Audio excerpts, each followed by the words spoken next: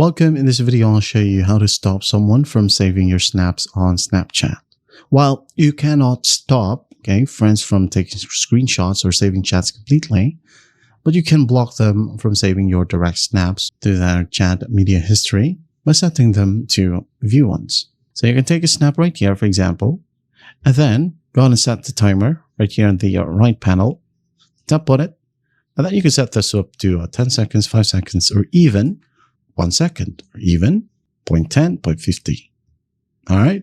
Choose these numbers right here instead of the infinity icon, as this one is no limit. All right. So for example, I'm going to go ahead and set this one to 1, and then tap on it and send it to whoever you want. So if you want your stories not to be saved or prevent your story saves, you can just limit who can see your stories by creating a private story instead of posting to my story. All right. Say, for example, new story right here, new private story. All right.